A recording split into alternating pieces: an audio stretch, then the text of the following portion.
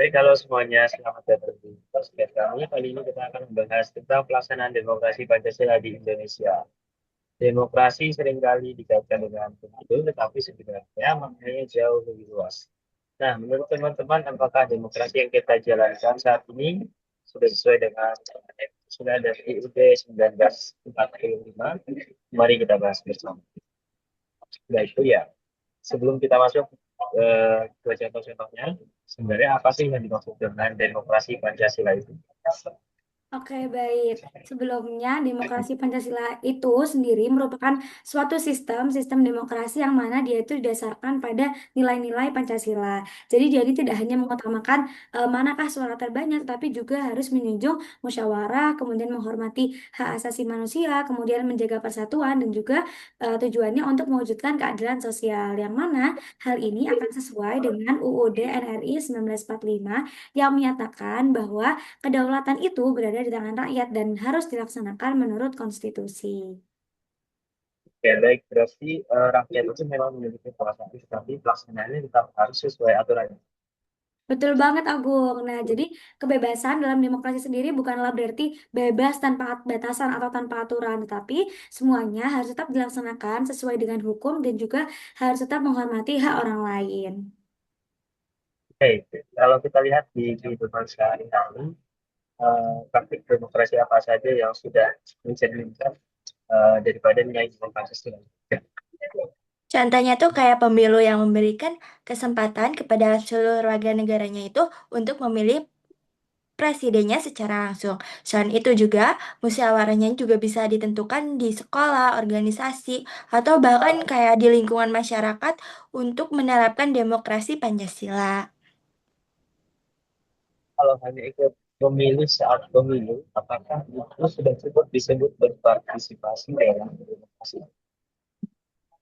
Belum tentu juga, masyarakat juga perlu aktif untuk memberikan aspirasi, mengikuti diskusi publik, mengawasi jalannya pemerintah, dan mengkritik pemerintah. Jadi demokrasi itu berlangsung setiap hari, bukan hanya saat pemilu itu aja.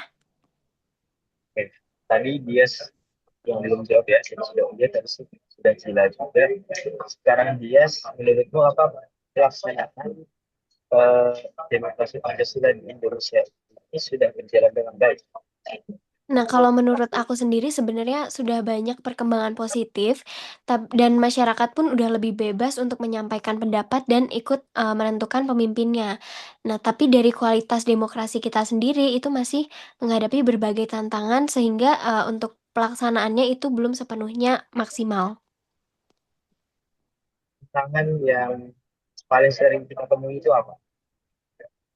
Salah satunya adalah politik uang saat pemilu. Nah, praktik ini tuh membuat masyarakat memilih bukan berdasarkan kemampuan calon, tapi karena ada imbalan tertentu yang dimana pastinya itu bertentangan sama nilai-nilai kejujuran dan keadilan di Pancasila. Selain politik uang, sekarang menjadi kuliah, apakah masih ada tantangan lain?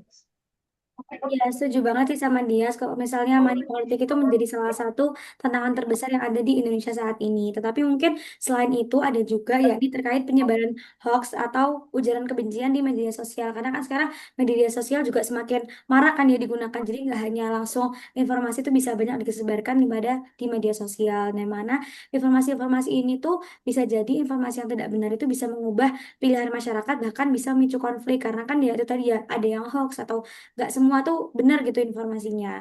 Padahal sebenarnya sesuai dengan sila ketiga Pancasila kita itu harusnya kita mengajarkan bahwa pentingnya untuk menjaga persatuan meskipun ada pilihan politik politik yang berbeda, bukan berarti harus ya mengujar kebencian gitu antara satu sama lain. Sekarang menurut Sila, apakah ada contoh praktik demokrasi yang menurut kamu sudah berjalan dengan baik di Indonesia? Menurut saya pribadi, eh misalnya tuh kayak pas masyarakat itu menyampaikan aspirasi melalui demo kayak kemarin-kemarin, kayak anak-anak UI yang kemarin. Tapi demonya itu secara damai atau forum audiens dengan pemerintah. Nah, itu tuh menunjukkan kalau masyarakat ini memiliki ruang untuk menyampaikan pendapat. Tapi penyampaian pendapatnya juga harus secara tertib, terus dia juga harus menghormati hukum dan tidak merugikan hak-hak masyarakat yang lain. Menarik sekali ini pembahasannya. Jadi kita dapat simpulkan bahwa demokrasi Pancasila itu sebenarnya sudah berjalan lama berbagai situasi masyarakat dan orang yang pemilu bersama menyampaikan aspirasi kemudian kami kita masih menunggu adanya tantangan-tantangan seperti politik uang dan juga pos yang harus kita lakukan. Saya sekali mengalami diskusi kita. Terima kasih kepada teman-teman yang sudah berbagi pendapat. Semoga diskusi kali ini dapat menambah pemahaman kita mengenai pentingnya nilai-nilai Pancasila dalam kehidupan berdemokrasi. Sampai jumpa di podcast berikutnya. Terima kasih banyak. Terima kasih. Goodbye.